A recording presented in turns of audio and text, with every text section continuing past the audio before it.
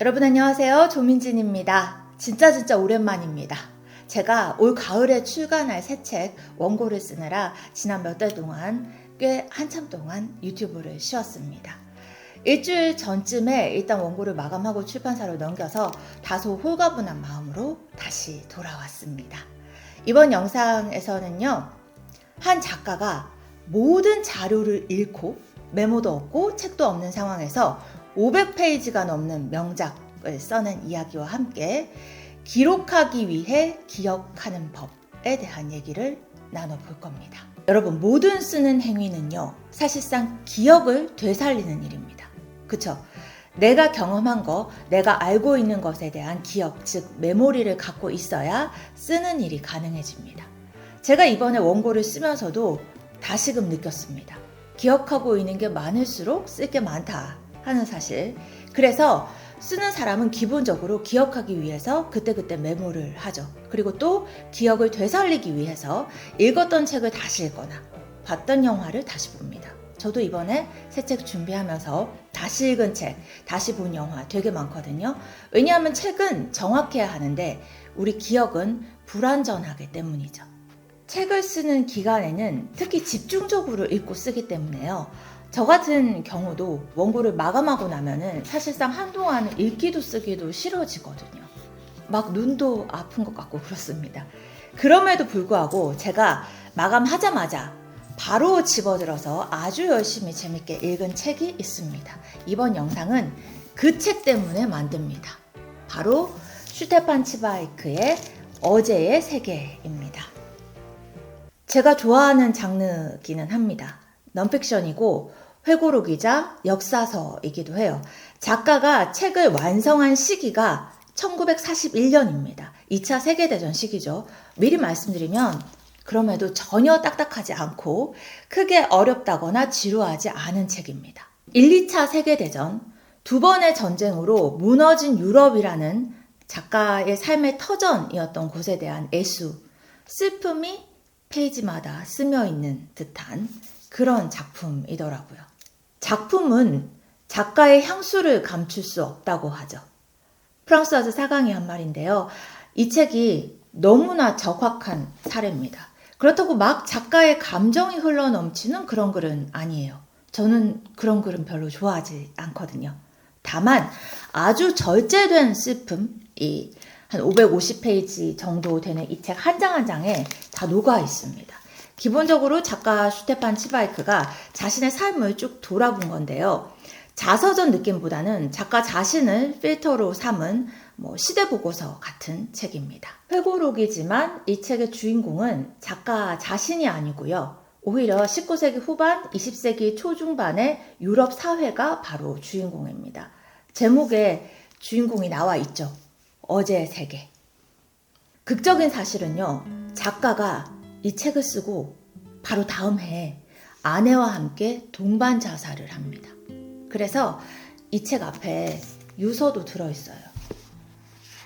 마지막 대목이 이렇습니다. 모든 나의 친구들에게 인사를 보내는 바입니다. 원컨대 친구 여러분들은 이 길고 어두운 밤 뒤에 아침 노을이 마침내 떠오르는 것을 보기를 빕니다. 나는 이 너무나 성급한 사나이는 먼저 떠나가겠습니다. 슈테판 치바이크. 브라질 페트로폴리스에서 1942년 2월 22일. 작가는 브라질 페트로폴리스에서 죽습니다. 원래는 오스트리아 빈 출신의 작가였고 히틀러가 정권을 장악하고 오스트리아가 독일에 병합되면서 조국을 잃게 된 유대인이었습니다. 영국으로 망명해서요. 나중에는 영국 시민권을 얻었고요. 생애 마지막 3년 정도를 브라질에서 보내면서 이 책을 썼죠. 여러분, 근데 오늘 영상의 주제가 뭐였죠? 기록하기 위해 기억하는 법이잖아요. 그리고 제가 이 책 때문에 만들게 된 영상이라고 말씀드렸는데요. 사실 우연히 이 책의 서문을 딱 읽었는데 방금까지 제가 막 책 쓰느라 고생해서 그랬는지 작가가 서문에서 밝힌 말이 너무 대단해 보이는 거예요. 뭐라고 돼 있냐면요. 서문에 이렇게 나와 있습니다. 나는 이 회상을 전쟁이 한창일 때 외국에서 이렇다 할 메모도 없이 쓰고 있다. 이 호텔 방에는 즉시 이용할 수 있는 나의 장서도 한 권 없고 수기도 없으며 친구의 편지도 없다. 나는 어디로부터도 정보를 얻을 수가 없다. 왜냐하면 세계 어디에서도 한 나라로부터 다른 나라로의 우편이 끊겨 있거나 검열에 의해 가로막혀 있기 때문이다. 우리는 모두 기선과 철도, 항공기와 우편이 발명되지 않았던 100년 전과 마찬가지로 단절된 채로 살고 있다. 그러므로 나는 과거에 대해 머릿속에 가지고 있는 것 외에는 아무것도 가지고 있지 않다. 츠바이크가요, 이 책을 브라질에서 썼습니다. 그리고 원래는 오스트리아 사람입니다. 그러니까 나치를 피해서 망명하면서 타국에서 회고록을 쓴 겁니다. 츠바이크는 자기 책을 수만 권 정도 갖고 있었다고 해요. 당시 유럽에서 손꼽히는 장서가였다고 하는데요. 자기가 평생 모은 책이나 어떤 자료도 없이 오직 기억에 의존해서 이렇게 두꺼운 회고록을 쓴 겁니다. 이 사실이 저는 너무 흥미로웠어요. 어떻게 기억에만 의존해서 이렇게 역사서에 비견할 만한 이 두꺼운 책을 쓸 수 있는가라는 호기심을 갖고 책을 읽었습니다. 실제로 읽어보면요, 아주 구체적으로 디테일이 살아있고 생생한 묘사로 가득한 책입니다. 어떻게 이 많은 것들이 머릿속 기억으로 남아있을 수 있는가, 비결이 뭐였을까 계속 생각하면서 읽었고요. 그래서 나름대로 파악했습니다. 이번 영상의 주제입니다. 기록하기 위해 기억하는 법. 제가 내린 결론은요, 츠바이크는 쓰기 위해서 자신의 감정을 떠올렸다는 겁니다. 여러분, 생생한 기억의 핵심은 감정입니다. 좋은 글을 쓰고자 하는 사람한테 기억은요, 일종의 자산이죠. 그리고 읽는 사람의 마음을 움직이는 좋은 글은요, 장르를 불문하고요. 궁극적으로는 그 본질은 감정의 기록입니다. 그리고 독자에게 그런 감정을 전하는 방법은 무수히 많습니다. 기뻤다, 슬펐다 라고 감정을 직접적으로 쓸 수도 있겠지만요.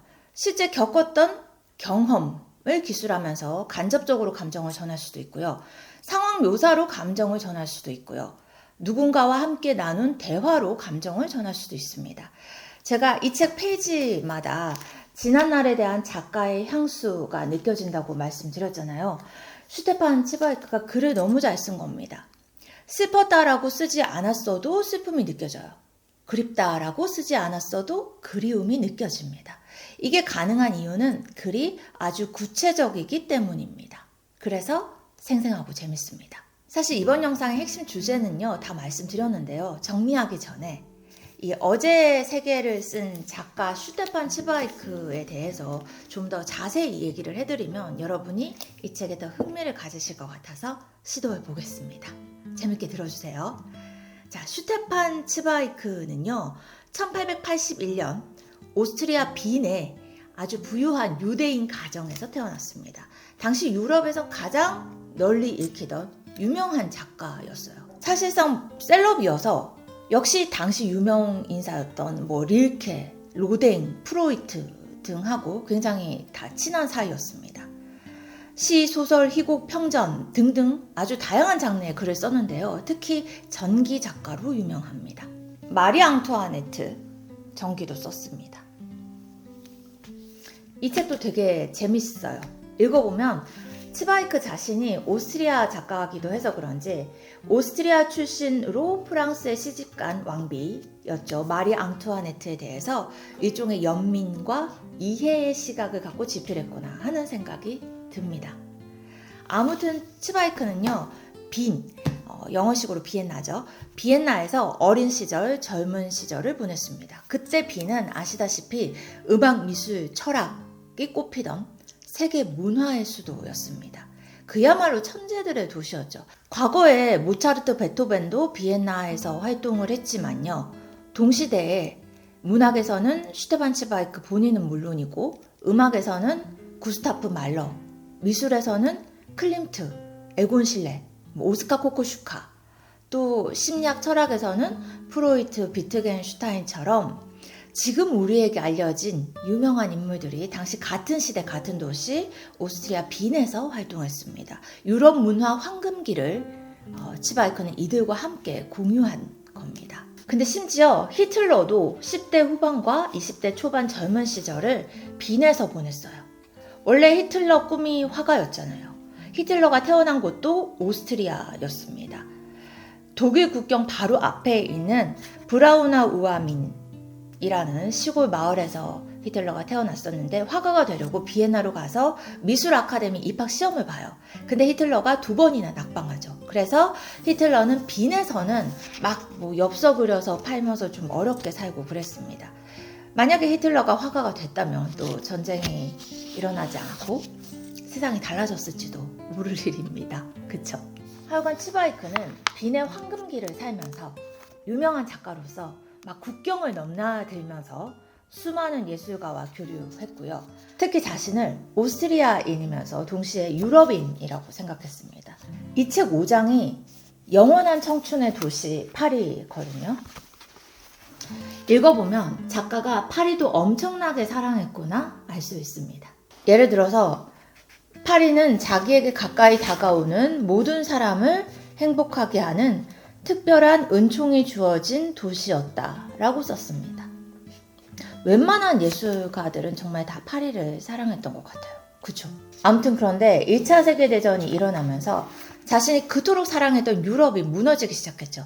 치바이크는 자기가 유대인이었지만 빈에서는 결코 멸시받거나 서글펐던 적도 없고 항상 평화롭게 모두 어울려서 잘 살았다라고 회고하고 있어요. 전쟁 이후에 극단적인 민족주의가 힘을 얻게 됐고 1933년에 히틀러가 독일 총리에 오르고 정권을 장악하면서 세상이 바뀝니다. 유대인 작가들 책이 금소로 지정됐고요. 막 불태워지는데 치바이크 책도 포함됩니다.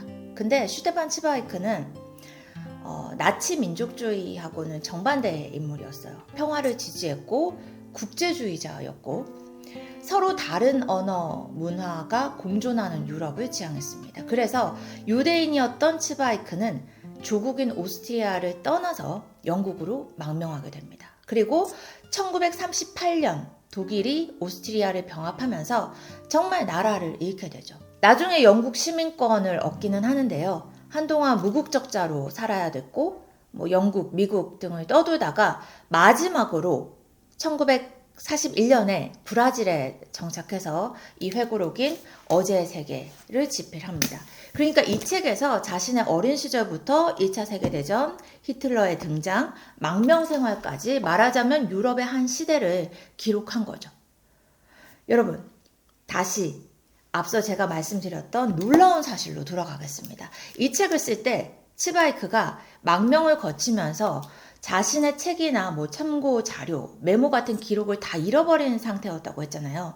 그럼에도 불구하고 읽어보시면 아시겠지만 정말 100년 전 빈부터 유럽의 각 도시와 거리를 생생하게 보는 듯한 느낌을 우리가 읽으면서 받습니다.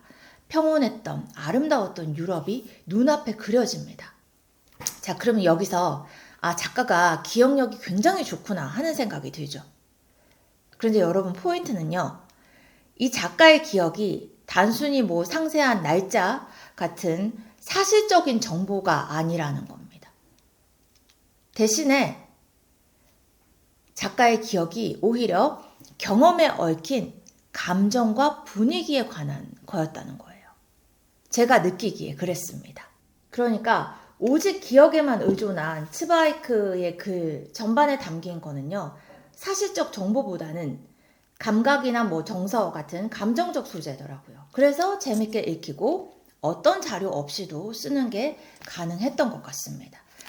여러분, 우리도 마찬가지잖아요. 예를 들어서 초등학교 입학식, 날짜는 까먹었지만 처음 학교에 갔던 그때의 긴장감이나 설렘 같은 거는 기억에 남아있죠.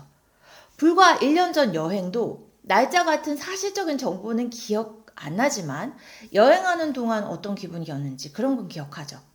결론은 우리가 오래 기억하는 거는 사실보다는 감정이라는 겁니다. 그래서 쓰기 위해서, 기록하기 위해서는 기억해야 된다라고 전제할 때 여기서 기억한다는 거는요, 쓰고자 하는 것에 얽힌 나의 감정을 잘 떠올려야 한다는 얘기가 됩니다. 달리 말해서 감정을 잘 전한 글이 궁극적으로 잘 쓴 글, 재밌는 글이 된다는 겁니다. 평소에 자신의 감정을 스스로 잘 돌아보고 또 글로 표현해보는 연습이 장기적으로는 기록하기 위한 기억을 돕는 좋은 방법이 됩니다. 결국 우리가 평생 기억하는 거는요, 사건 자체보다 그날의 감정이라는 거. 좋은 글은 작가의 감정까지 생생하게 전달한다는 걸 기억하면 좋겠습니다. 읽으면서 제가 지향하는 글, 지향하는 책이라는 생각이 들어서 여러분과 모처럼 나눠보고 싶었고요. 이번 영상에서는 쓰는 사람이 기억하는 법에 대한 얘기를 나누는데요. 그렇다면 읽는 사람의 기억에 남는 글은 어떻게 쓰면 될까? 여기에 초점을 맞춰서 얘기 또 나눠봐도 좋을 것 같습니다. 그 이야기는 조만간 조민진의 말글력 채널에서 이어갈 테니까요. 함께 구독해 주시면 좋겠습니다. 구독과 좋아요 또 댓글로 화답해 주시기를 기다리겠습니다. 또 뵐게요.